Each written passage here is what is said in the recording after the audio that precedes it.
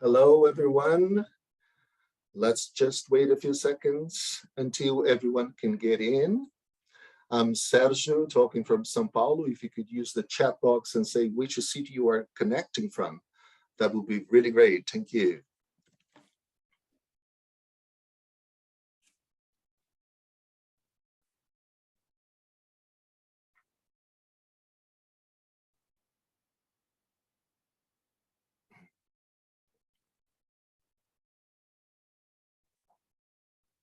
Hello there, welcome. We are going to start in a few seconds. Hello from Guarulhos. Yeah, Guarulhos in the interior of São Paulo. Not really in the exterior, but in the outskirts of São Paulo, yes. Betim, Minas Gerais, hello, welcome. Wonderful. Hello, Nova Lima, Minas Gerais. Wonderful. That's great. Okay. Wonderful. I think we can make a start. Okay. Well, welcome everyone to another webinar sponsored by Cambridge. My name is Sergio Varela. I'm a product marketing manager for the adults, young adults, and higher education segment here in Brazil. Today we are pleased to have Craig Thaine here with us, and the title of his session is Assessment and Motivation. Craig Thaine has worked in ELT for 39 years as a teacher and teacher trainer in England, Italy, Egypt, Sweden, and his native New Zealand. He has run seminars and workshops for teachers in Indonesia, Mexico, Spain, Russia, Thailand, Turkey, and the United Kingdom. Craig has published several successful ELT books and is one of the authors of Empower Second Edition and American Empower for young adults and adults by Cambridge. So before I hand over to Craig, some housekeeping. You can interact using the chat box, but please leave the Q&A box, the question and answer box, for questions to Craig. Okay, so keep an eye on it. It's possible to obtain a certificate of participation in this webinar. At the end of the session, or actually in the beginning of the session, the chat box, we put the link there to a short feedback form about today's webinar, which is very, very important for us, okay, for our work. So after completing it, you'll be able to download the certificate in PDF format, and that's it, really. Okay, so over to you, Craig. Thank you very much. Okay, thank you, Sergio, and thank you everyone for joining us today.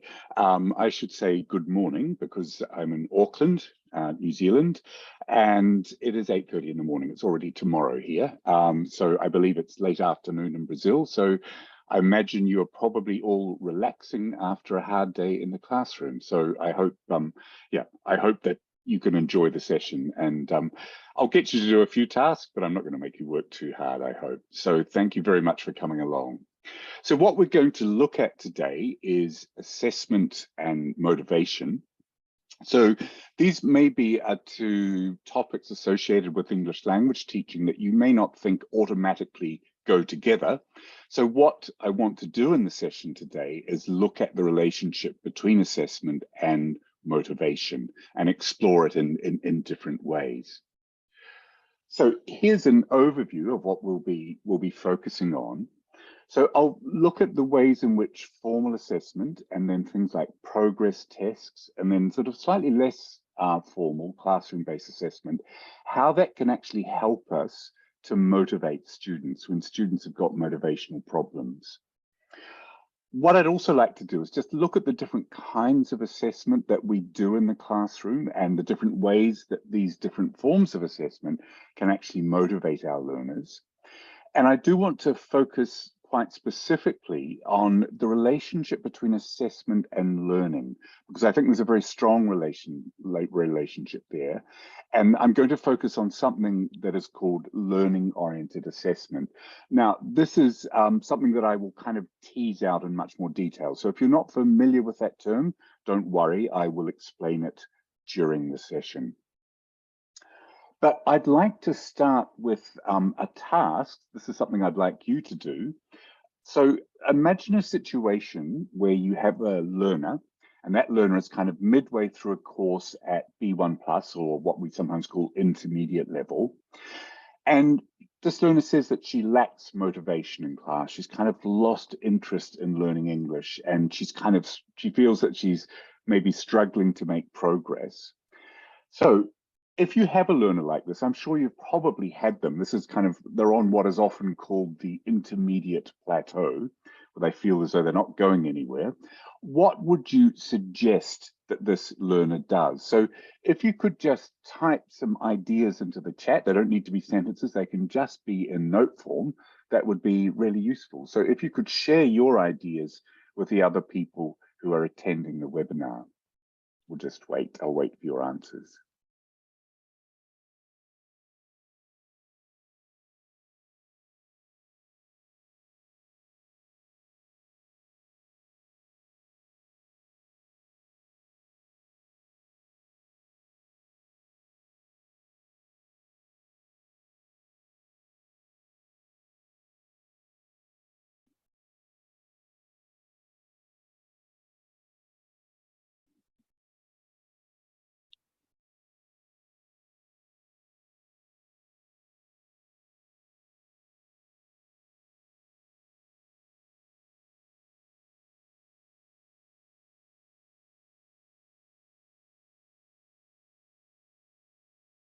Okay, nothing as yet.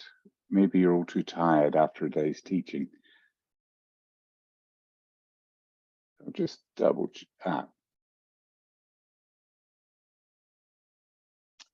Great, thank you, Natalia. That is a very good idea.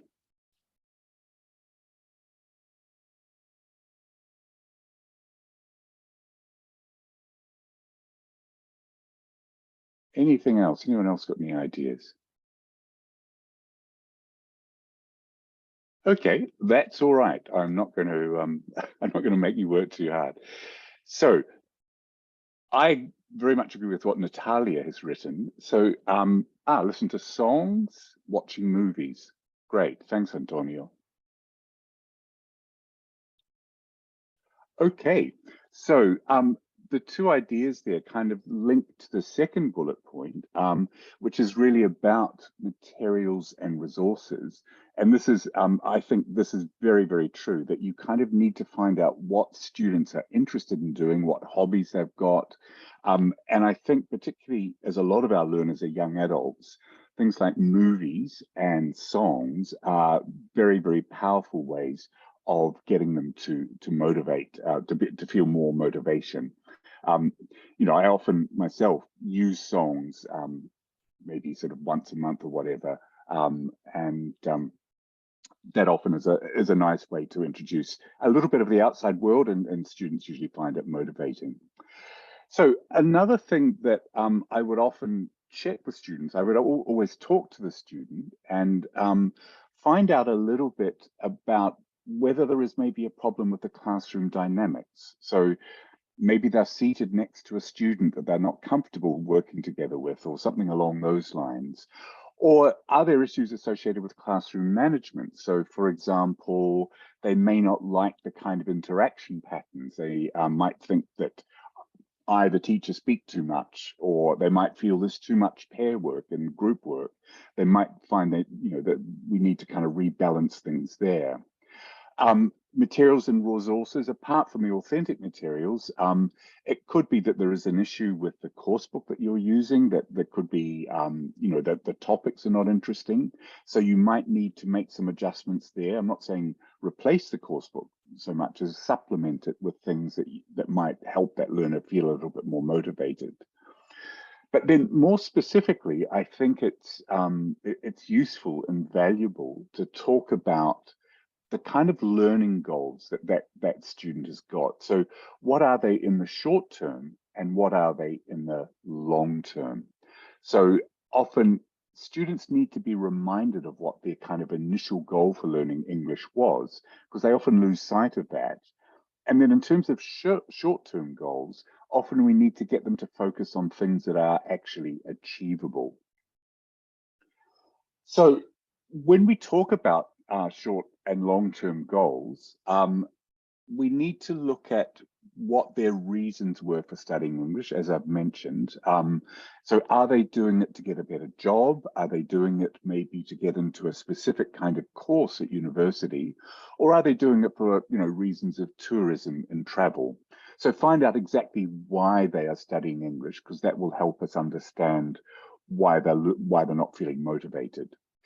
Also, another thing sometimes that I think that we as teachers forget about are the aspirations that students have in terms of learning English. So often when students begin learning English, they might actually have some kind of dream, some kind of fantasy about what they might eventually be able to do with their English.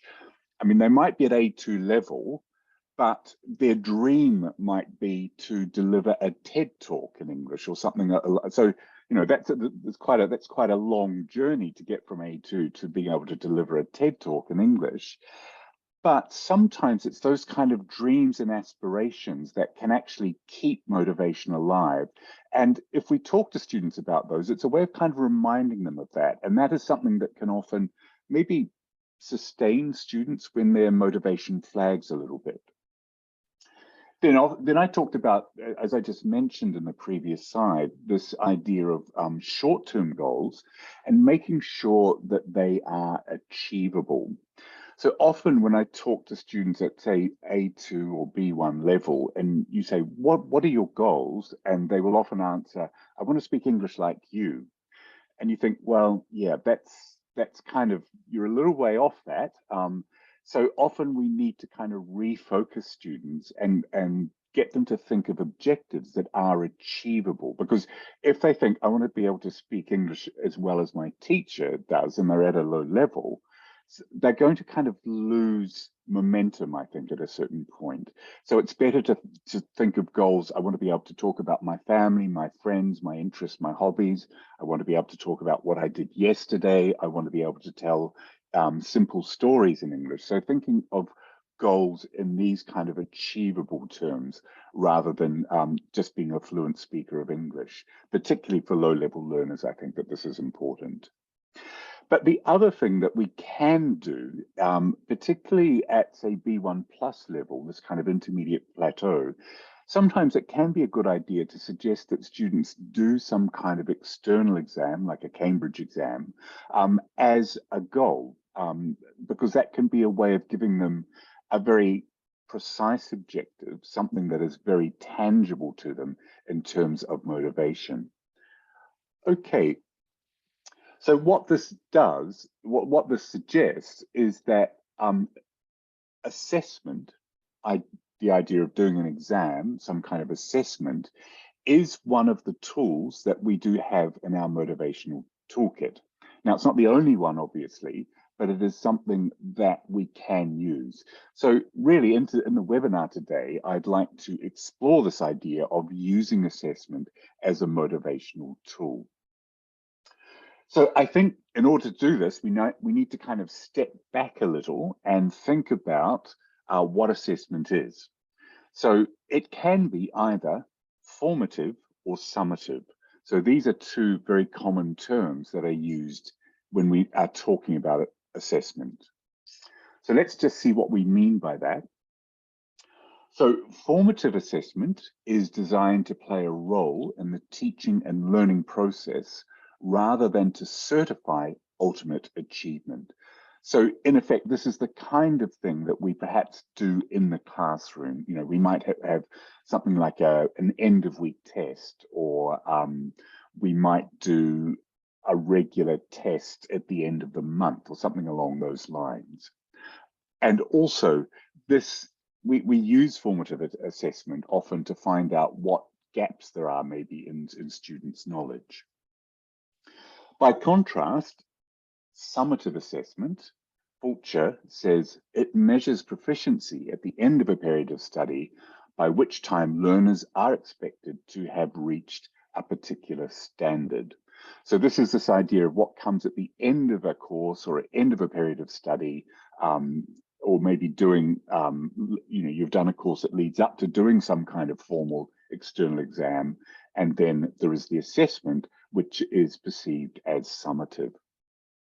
So I'd like to look at another task So here, 1, 2, 3, 4, 5 are different types of assessment that we can do in an English language program. And what I'd like you to do is decide if you think that these are formative or summative. So what you can do is just type the number 1, 2, 3, 4, 5, and then type F or S into the chat. So number 1, an end of week revision test.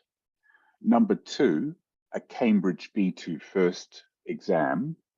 Number 3, an end of course achievement test. Number 4, a role play to assess if students have learned a specific language point.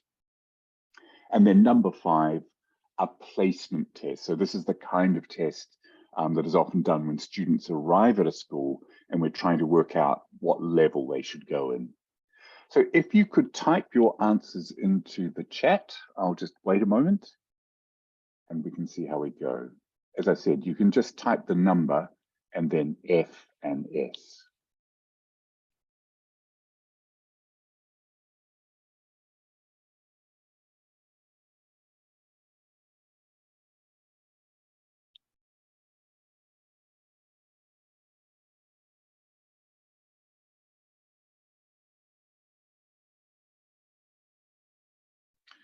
Okay, yeah. So that's interesting what you're saying, Paula, because I think that feeds into an idea I'm going to look at the next slide.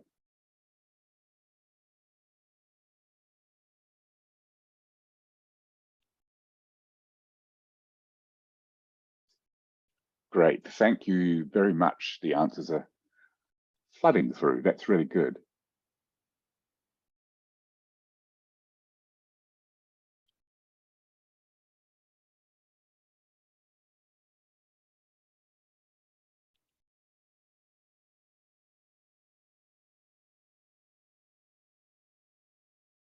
Okay, that's wonderful. Thank you so much for your answers. That's great. So I've noticed that there are 1 or 2 where people have had different answers, and also there was the answer that sort of said it kind of depends, and I think I would agree with that. So this is kind of how I see it playing out. I mean, I think that some of them are quite clearly formative or summative, but I think some of them are a little bit ambiguous, and I think that number 1 and 5 in particular are ambiguous. So an end of week revision test, you can argue that that is summative because you're kind of assessing what you've taught across the week and finding out if students have actually learnt it. But by the same token, that test is also going to give you an indication of if there are kind of learning gaps. You might find out that there are things that students don't know. So in that way, it is maybe also, it can be formative at the same time. So it has this kind of diagnostic element to it.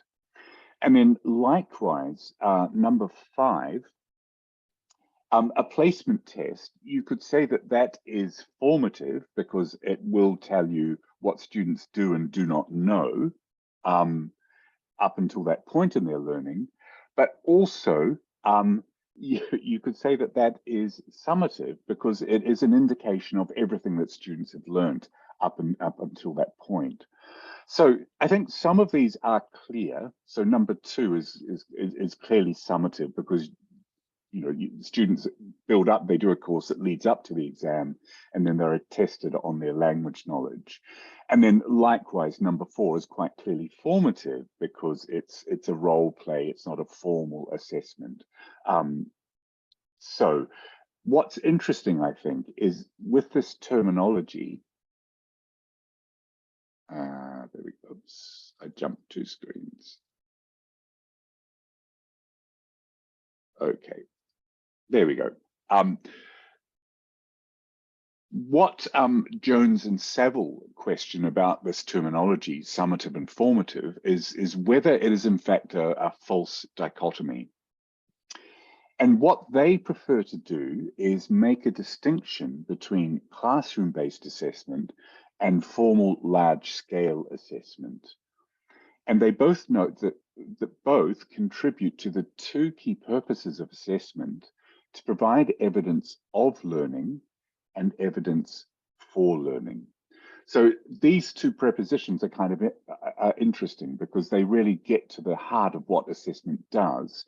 So it does give us evidence of what students have learned up until a certain point, but always at the same time, it also always gives us information of what students need to learn in the future. So there is always, with assessment, there is always a diagnostic element to it. So they talk about LOA, learning-oriented assessment. So this idea that assessment is promoting learning. But there is quite a range of terminology, and it more or less all means the same thing. So sometimes it's called classroom-based assessment. Sometimes it's called assessment for learning. Some people call it dynamic assessment. It's also known as integrated learning and assessment. And then Jones and Saville use this term, learning-oriented assessment, this idea of making a specific relationship between assessment and learning. So I will use the term LOA in this for the rest of the webinar, but you may have seen this other terminology used. I think particularly integrated learning and assessment is quite a popular term as well. So what exactly do I mean by LOA, learning-oriented assessment? So it sees that informal classroom assessment, things that we do like progress tests, revision tests, etc., and these more formal large-scale assessment instruments, that they complement each other. So it's not an either-or situation. They are both useful in terms of gaining a picture of our students' language ability and language competence. So they're not mutually exclusive in any way, shape, or form. The other thing is LOA, this kind of way of looking at assessment, does quite clearly link assessment to the developing needs of learners. And I think that when we're thinking about learners' needs and also thinking about motivation and this idea of goal setting, these things all go together rather neatly. So if we know what learners' needs are, we can actually help them set achievable, tangible goals, and this will have a positive impact on their motivation. But the other thing that I really like about this idea of learning-oriented assessment is that it acknowledges our judgment. And it says that our judgment as teachers about what learners can and cannot do and what they do and do not know is valuable and useful information. Because I think there's often a perception that the large formal tests that students do are the real authority in terms of determining a student's language ability and competence. And that tends to kind of exclude the judgments that we as teachers make on a day-by-day basis. And so what LOA is doing is acknowledging the fact that our judgments have value and weight and are an important part of the assessment picture. So, you know, we are experts. We know our learners. We know what they can do and what they can't do. We know what they know and what they don't know. So LOA sort of, I suppose, acknowledges our voice in terms of assessment of learners and determining their competence and ability in English. So what we can see here is that there is a clear relationship between assessment and learner motivation. So assessment is an effective way to determine and prioritize learning needs.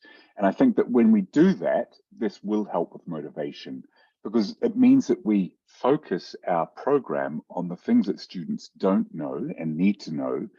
And when students do this, I think that gives them a sense of making progress. And also, obviously, it feeds into this idea of being able to set very specific and very tangible learning goals for students. So not just sort of vague, airy-fairy goals like I want to speak English like you, but sort of saying, okay, so by the end of this kind of month, we're all going to try and get to a point where you can tell a simple story in the past and have a specific achievable goal like that. The other good thing is that when you think about assessment and motivation, when you sort of encourage students to engage with some form of assessment, or you indicate that assessment is a priority, that can encourage them to do a little bit more independent study. And I know that often when students are just kind of working on what they do in the classroom and trying to use that to make progress, more often than not, it's not enough. I mean, to really make progress, students do need to put in a little bit of time outside the classroom. So if we can encourage our students to engage with independent study a little bit more, and putting an emphasis on assessment can do this, well, that's to the well and good. If we're thinking about summative assessment, that does mean that students can benchmark their ability to an international standard like the CFR. Now that, I think, for some students can work really well. It doesn't work with all students, but a lot of students really like this idea of, okay, there's this framework and I slot in here. And then, if I work a little bit harder, I'm going to move to the next point in the framework. So that idea of having a framework, and this idea also of kind of moving through the framework, can be motivating for some students. Often if students are doing some kind of external exam, like a Cambridge exam of some kind, and they pass, this is going to give them a great sense of accomplishment. I've passed Cambridge C1 Advanced. So, this is very motivating for a lot of students. It gives them this sort of real sense of accomplishment and achievement. And it usually encourages them to continue study. The other thing about these more formal exams, particularly things like IELTS and Cambridge C1 Advanced, it can mean that they can maybe study at an English medium university of some kind, or do some kind of course in English. So for example, here in Auckland in New Zealand, if students want to study at university here and English is not their first language, they normally have to do an IELTS exam, and they need to get a certain sort of IELTS score to enter certain faculties. So if they do this kind of exam, a gate kind of opens for them. So, assessment can also have this effect on learners, that it provides them with an opportunity. As well as study, I think also there are workplace opportunities. There are some companies that require a certain level of proficiency in English, and they will request that the people who work at their company or organization have passed an examination of some kind as demonstration of that level of ability. So this is the other factor that assessment can have. It can open a door for students and provide them with a study opportunity, or maybe with a workplace opportunity. However, it's not all it's not all a rosy picture, if you like. There are some other points that we do need to consider if we're thinking about assessment as a motivating factor. One is stress. There are students who find studying for tests, or the idea that they've got a test, quite stressful, quite nervous. So when I'm teaching here in Auckland, we at my school, we have to give our students a test every month, because it's a compliance thing to do with an organization that private English language schools belong to in New Zealand. And when you sort of remind students on a Friday that they've got a test on Monday, it completely ruins their weekend, because this idea of the test. By the same token, they seem to enjoy doing it, because we suggested that we move to 6 weekly tests, but they didn't like that at all. So yeah, but stress is a factor, particularly with high stakes tests. If you're doing tests every week, for example, and you're kind of very focused on test scores, students may find that that's not so motivating. One of the risks is, particularly if you're doing an exam or test class of some kind, is that learners study for the test itself rather than actually focusing on their general language competence. And all the research indicates that if a student focuses on developing their language competence, they will more than likely do well in the test. It can also encourage too much rote learning. So here in New Zealand, we had a situation with IELTS tests where students would spend hours memorizing IELTS written essays in the hope that that particular essay or topic might turn up in the exam. I mean, they don't know what the topic of the written examination was going to be, but they would spend hours trying to memorize these essays, which to me seemed crazy. They could have spent all that time actually just studying their English. I mean, trying to memorize a whole essay seems to involve quite a lot of mental and cognitive effort. So yeah, I think they would have been better off just studying English. But anyway, but that is one of the downsides. Students can sort of get caught in this trap of too much rote learning, and they don't think about their communicative competence, their ability to actually speak and write and produce language. And then occasionally, you know, there are, with tests and examinations, there are certain assessment tasks that don't suit learning preferences of students. So, I mean, for example, some students don't like gap fills. They might, you know, they find that they don't do well in them. Or the classic sort of transformation grammar task where you're given a structure written in one way and you're given 3 words and you have to write it in another way. Some students find that immensely difficult. So these are all points that we do need to consider. I think there is you know, assessment can motivate students, but we do need to bear these things in mind as well. So for the remainder of the webinar, I want to focus on 3 specific areas of assessment. One is progress tests. Then I want to look at learning-oriented assessment in a little bit more detail. And then I'd like to finish by looking at summative assessment. And I'd like to consider motivation in light of these 3 different ways of assessing students, what role motivation has to play. So let's begin, as you can see here, with progress tests. So this is from a teacher in Spain, and I sympathize with what she says about progress tests. She said, when I needed to grade my students, I had to learn how to put together tests, how to develop marking schemes, and how best to use them. My colleagues had the same problem I had. They had limited literacy on testing and assessment. Our tests were basically the result of cutting and pasting from different exam examples or from published tests in textbooks. So when I read this quote, I identified with it very, very strongly. I am certainly guilty of cutting and pasting myself. But I think that what the teacher does here is goes to the heart of the issue, and where she talks about the fact that as a teacher, she felt that she had limited literacy on testing and assessment.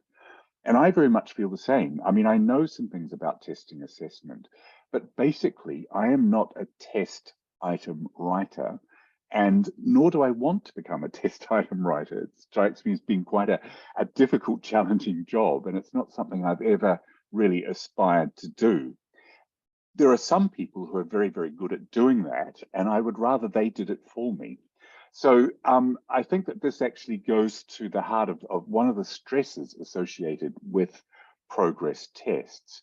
So I'd like to now just show you something from American Empower, which is a way of kind of de-stressing this whole kind of issue of progress tests, because with American Empower, it's done for us.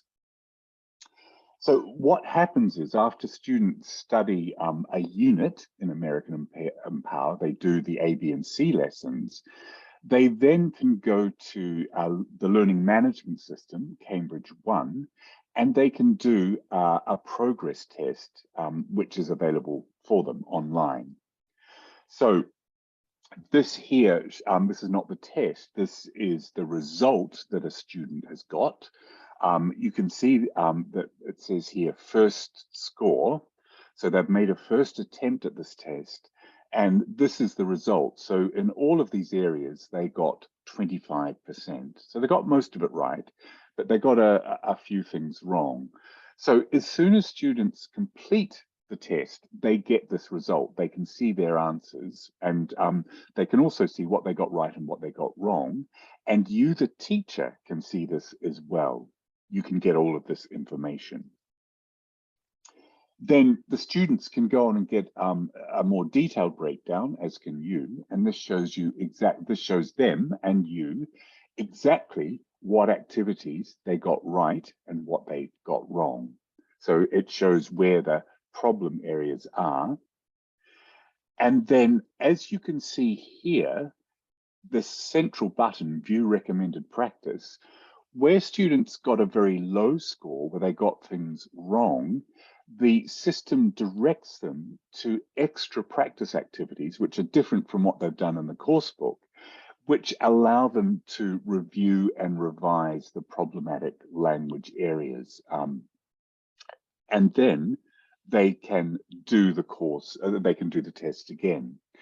So one of the benefits of this material is that all of the testing material has been created by assessment specialists in Cambridge, so we can be sure that they are valid and reliable. So this moves away from this kind of fear that the teacher in Spain had about this cutting and pasting and worrying about, how good an assessment instrument was she creating. So you can be sure with these particular progress tests that they are valid and reliable. The tests are immediately available. You don't have to cut and paste or spend hours kind of trying to dream up questions. And they ensure systematic revision of the language that has been taught. The other thing is that they are available when you, the teacher, decide that they become available. It's not as though students have got automatic access to these progress tests. You, the teacher, control that, so you make them available to students when you think that they are ready to do them. The other thing to consider here is because they're online, they could and can be done as independent learning. So they don't need to be done necessarily during class time, because this also is a bit of an issue at the school that I work at, is that sometimes you feel like you're losing a day of study because you're having to do some kind of progress test, or you lose a lesson to that.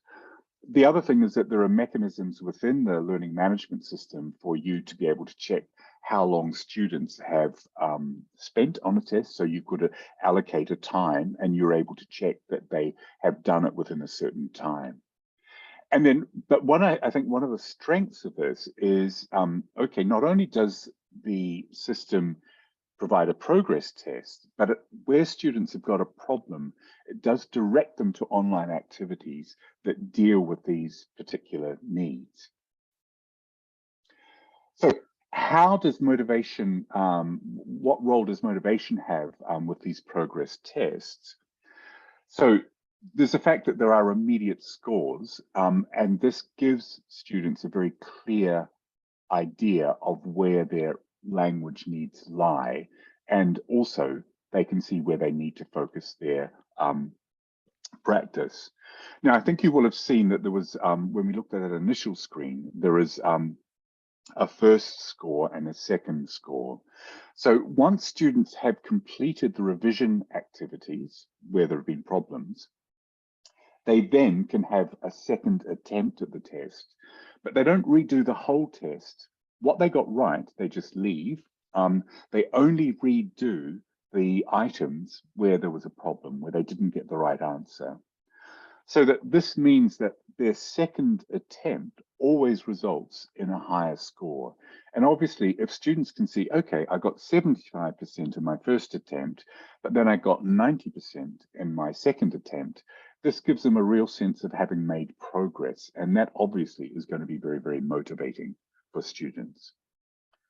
Okay, so those are progress tests. I'd now like to move on and look at LOA in the classroom.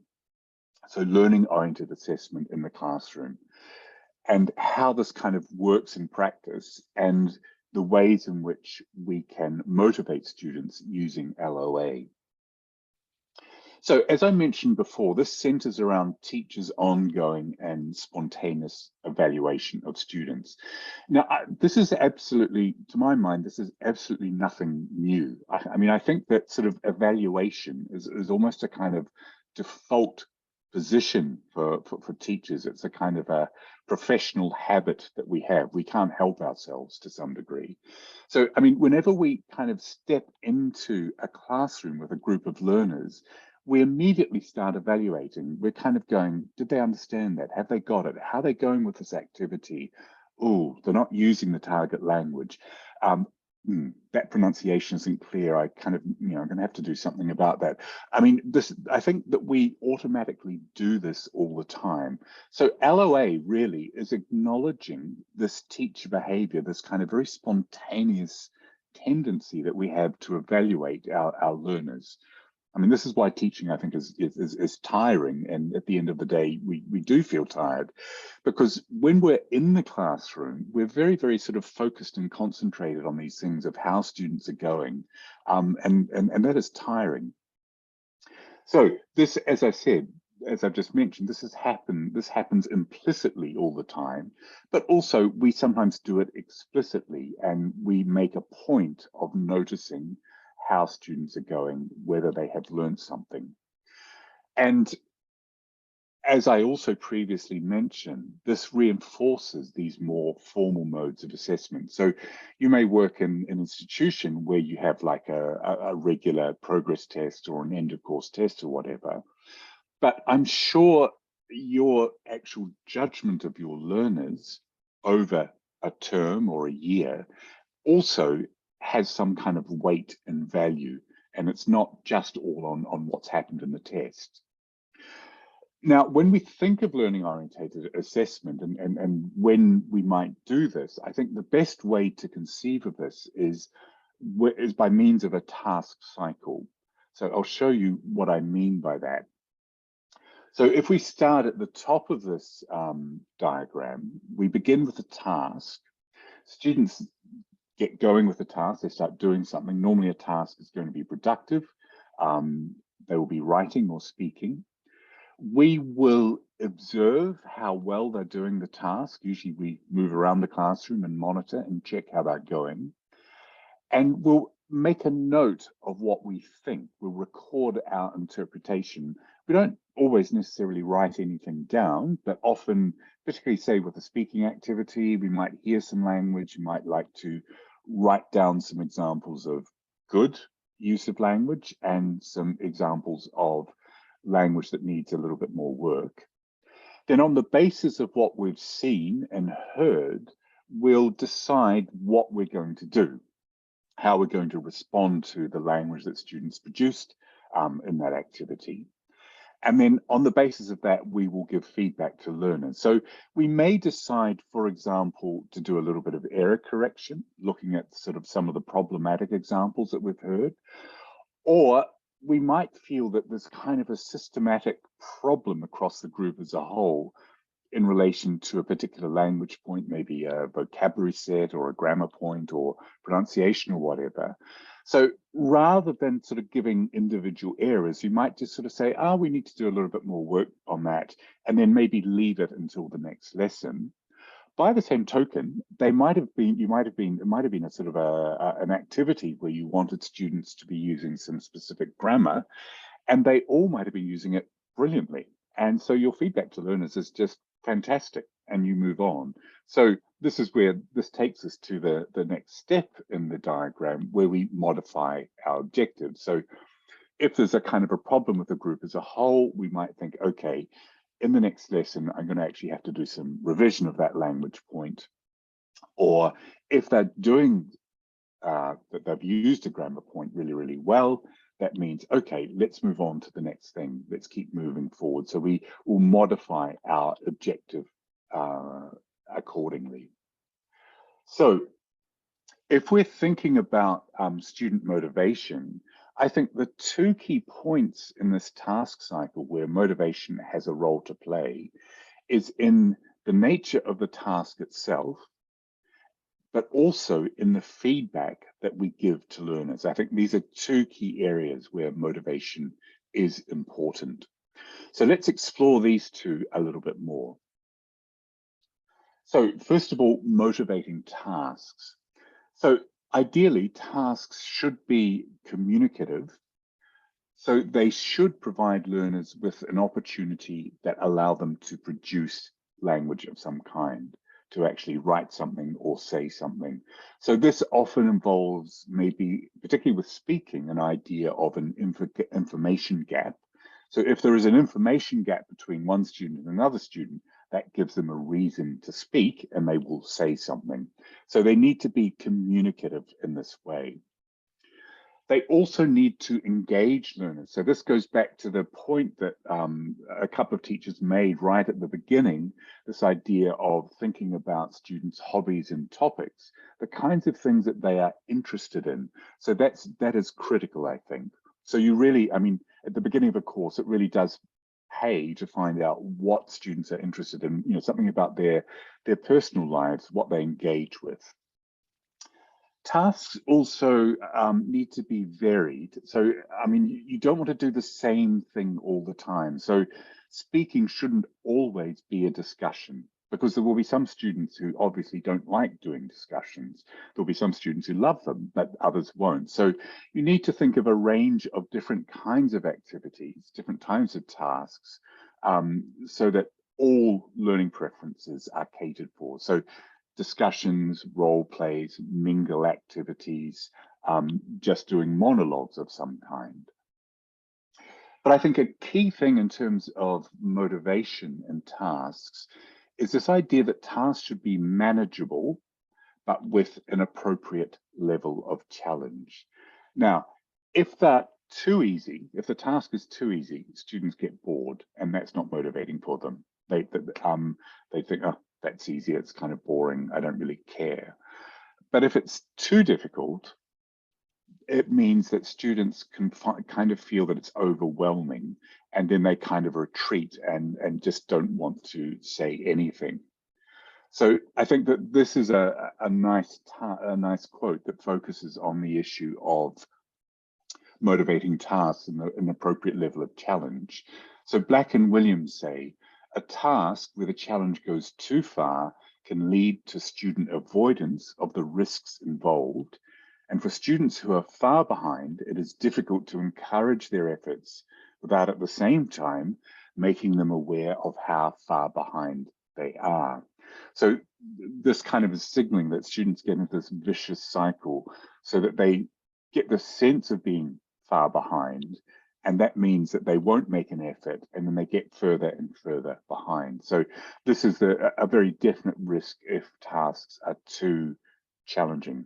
So really, we need to find that sweet spot of manageable challenge, where there's a degree of challenge which gives them something to kind of aim for and achieve, but at the same time isn't so difficult that they just kind of give up and think, oh, this is too hard, this is horrible. Then next, we can think about the other point in the feedback cycle, feedback to learners. So when we think about feedback, giving feedback on language and how they're going, it can be immediate. So we can give feedback in the moment in which learners are actually producing the language, as they're speaking or as they're writing, or it can actually be delayed. So we can delay it until after the activity, but then we might delay feedback until after a certain period of study, like at a mid-course point, something along those lines. So let's first of all look at immediate feedback and learner motivation. So if we're going to give students feedback in the middle of an activity as they're actually producing language, we need to make sure that what we say is really clear. It needs to be supportive. So you're not just going to go, oh, that was terrible. So it needs to be encouraging and supportive and constructive. Okay. It does place a particular emphasis on specific teaching skills. So we need to be quite good at correction techniques, so how we do that. And I think it puts particular pressure, well, not pressure, but it puts an emphasis on our ability to question students effectively. And in order to do these two things really well, often what we have to do is kind of think on the spot. So that these are things that we can't plan. These are things that have to be done spontaneously in reaction to what we see or what we hear in the classroom. So it does place emphasis on these kind of spontaneous teaching skills. So if we're going to, particularly if we're going to correct, it really helps if you vary the technique. So you can use prompting. So this is often when you'll have maybe rising intonation at the end of a question. So present perfect or simple past. And yes, you might use meta language of that kind, or you might just recast. So recasting is when you actually repeat what the student has said incorrectly in a correct way without necessarily pointing it out or signaling it. So I think it's good if you can vary techniques, but also obviously experiment a little bit and find out what works best with specific groups of learners, because it will change from one learner group to another. Then if we look at delayed feedback, so this is where we're giving feedback after an activity is finished, or even, as I said, it could be at the end of the week or at a mid-course point. It can be both oral or it can be written. So we might have a tutorial with a student and give them feedback of some kind that can be done face-to-face or online, or we might produce some kind of written report. And it can be done after classroom-based tasks, progress tests, as we saw, but also after summative tests. Now, Harlan and Crick, I think, make a good point here that it is quite important to give students feedback about their performance that is non-ego involving and non-judgmental. So it's really, really good to keep the focus on on the performance, in other words, on the language that students produce, rather than it being about the student. So I've got another task now. What I'm going to do is show you 3 examples of written feedback for learners. And what I'd like you to decide, I'd like you to vote on, is which example do you think is probably the most effective? So the first example, I'll read it aloud, and then I'll go to the next example, then the third example, then I'll come back and pause and show you each one again so you can process it. So example 1 of feedback to students, this is delayed written feedback to a student. Sometimes I found it difficult to understand what you were saying, and so did your partner. You really need to work on pronouncing your final consonant. For example, words like left, first, month. You need to say these clearly. Your grammar was fine. I'll just pause for a moment so you can reread it.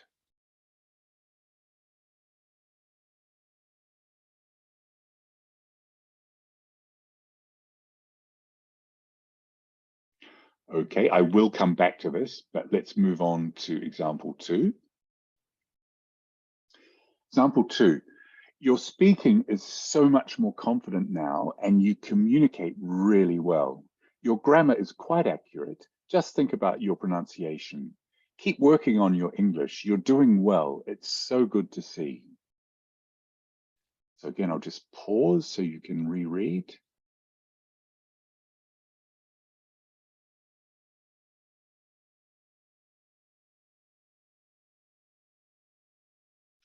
And let's move on to example 3. Your fluency has improved and you use the present perfect well in the discussion. Sometimes you were a bit hard to understand because you weren't producing final consonants. There are lessons in English pronunciation and use intermediate that can help you. So I'll just let you reread and then I'll go back to example 1 and show you again.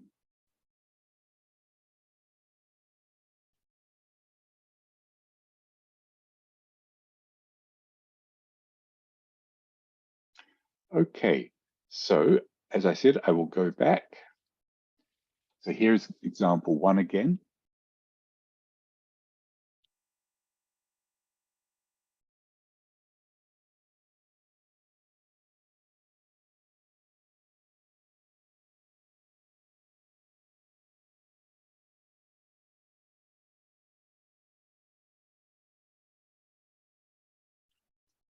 So here's example 2 again.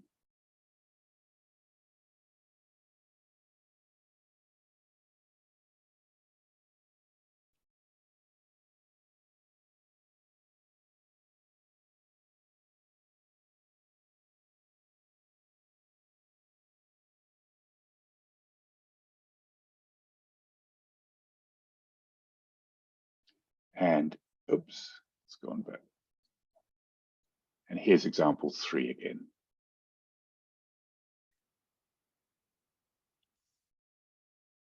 So what I'd like you to do, if you could, is decide which one you like best of all. Which do you think is going to be most effective?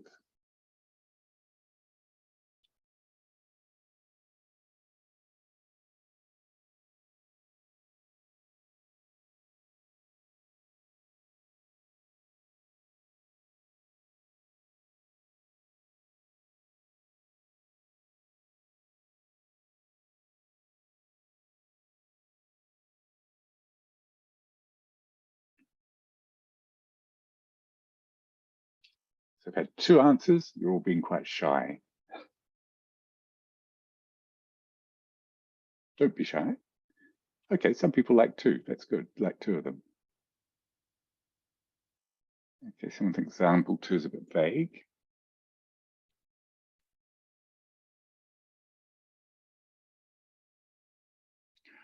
Okay, thank you very much to those of you who have answered. So now I'm going to show you my preference is example 3. I agree with Natalia. She's just said, I think example 3 might be more helpful. And that is one of the reasons I think, because it does signal that what the problems are, but it also ends with actually making a very concrete suggestion about what the students can do with a problem area. The other thing is that the other thing I like about example 3 is it acknowledges what was previously a problem, the present perfect. And there is kind of, so this is kind of signaling back to something that was an issue, but has improved. So in effect, none of these examples are ideal because they're all a little bit too short. They have to be in order to be able to get them onto a PowerPoint slide. Obviously, I think that, anybody writing delayed feedback of this nature probably would write a little bit more than I have written. So let's just look at why I like example 3, because it actually has a structure, and I think that this can be a useful way of structuring delayed written feedback. So it can really help if you can start by commenting on learners' achievement, what they've done well, and then you can refer to previous problems, needs, or specific assessment criteria that you might be using as part of the assessment. Then highlight 1 or 2 needs. So in the example, I highlighted there was just 1 need, but often I think it's probably better if you highlight a couple. And then if you can round it off by making a practical suggestion about how they address the problem, well, that's great. I think that's really useful for students. One thing to be aware of is praise and motivation. I think it is possible to overpraise students in written feedback. If we praise students and do nothing else, they can begin to perceive it as being a little bit insincere and maybe even a little bit patronizing, because usually students know if they've done a task well or not. And if they haven't done it well, and and they know, but then you kind of say, "Oh, that was wonderful," I think they will probably doubt you to some degree, and they will think that you're being insincere. The other thing about too much praise is it means that you begin to focus a little bit too much on the learner's self-esteem, and you start moving away from discussing their task achievement. So it's really good if you can keep the feedback focused on task achievement. So Black and William note that giving praise can have bad effects, particularly when it's not linked to objective feedback about the work. Okay, so that's feedback. And very, very finally, I'd like to just finish off by looking at summative tests and then coming back to American Empower and the way that that's managed in American Empower. So there is a mid-course test and an end-of-course test, and these are competency-based tests. And rather than focusing on specific language items like the progress tests, these are skills-based. So you can see here there's reading, listening, writing. So the good news is that the reading, listening, and writing tests are auto-marked. So we've talked a lot about learner motivation, but I think there's a lot to be said for teacher motivation, knowing that someone is going to mark the writing for you. So that certainly motivates me as a teacher. The speaking tests are on Cambridge One, the learning management system, but you, the teacher, still need to carry them out face-to-face with their students. So they're not done on Cambridge One automatically. But there are instructions and training on carrying out, conducting a speaking test, and there is the option to record it. So you can actually record it in the learning management system. This is something that I would recommend. It's something that I've been doing now for the past, I don't know, 5 or 6 years. Even not using always a learning management system, sometimes I just use my cell phone, is recording a speaking test whenever I do it. Because often when you're asking the questions, when you're the interlocutor and you're trying to speak to the student, manage the test, evaluate and assess at the same time, it's very, very busy and very hard. So I always record it so I can go back and listen to what the students are saying, because then I feel that I can give better feedback. And then the final score is translated into a CFR level of competence. Within the learning management system, you can see here, there is the ability to do the kind of delayed feedback. You can write it here. This is a much fuller version. This is a better model than the ones I showed you, because it provides a lot more detailed. And then the student gets this clear indication of where they are in relation to their level. So this shows a student who's at A2 level. They've done the end of course test, and it shows that they've achieved the level and they're moving towards good performance. And as I said much earlier on, a lot of students find this information quite motivating, because it gives them a clear indication of where they sit, and they can look at that and think, okay, I want to get to good performance or strong performance. So this can be quite motivating. And then also they're given a breakdown of their different skill areas. So this shows that the learner, this particular learner, is strong at writing, and interestingly, not so strong at reading. And then you can see at the bottom, this is another Cambridge test, lingua skills. So these Cambridge tests and the Empower tests and the Empower course is good preparation for lingua skill, which is another external skill, which is often an external test or exam, I should say, which is often used for the workplace. Okay, so we've come to an end. So what we've looked at are these two different ideas of formative and summative assessment, and the fact that they're not always mutually exclusive. There can be sort of overlap, and it can depend on what you're trying to do. We've looked at the fact that formal assessment can be a way of motivating students because it provides a kind of a goal. We looked at the examples of digitally managed progress tests and the way that these motivated students by having target improvement and giving students a sense of progress. Then what I've tried to emphasize in the seminar today is this idea of learning-oriented assessment, and that when assessment is geared towards learning, this is a way of motivating students through goal setting.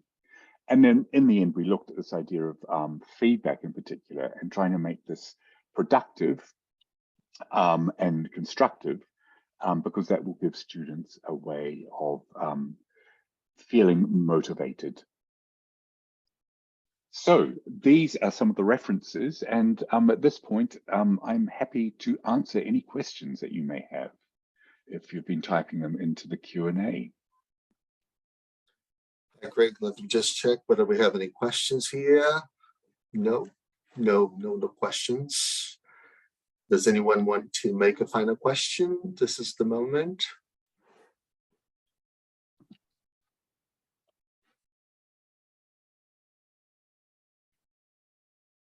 No, I don't think so. Good. That could be a good Okay. and a bad thing. That means let's hope it means that I've covered everything. Okay. So yeah, so there we go. That's how assessment and motivation can be put together. I think they're not mutually exclusive, and they are definitely a way of kind of helping. I think this connection between assessment and learning is really useful. So I will finish by saying thank you very, very much for attending. That's great, and I hope that you enjoy the rest of your evening. I'm about to enjoy the rest of the day here in New Zealand. We've got sunshine at long last. We've had a lot of rain. Outside, I can see it's going to be a nice day. So thank you very much. Thank you very much, Craig. Thanks a lot for this wonderful webinar and very useful information. Motivation is really indeed a challenge for all of us. And for the participants, thanks a lot for being with us. See you in the next webinar. Thank you. Thank you. Bye-bye. Thank you, Craig. Bye-bye.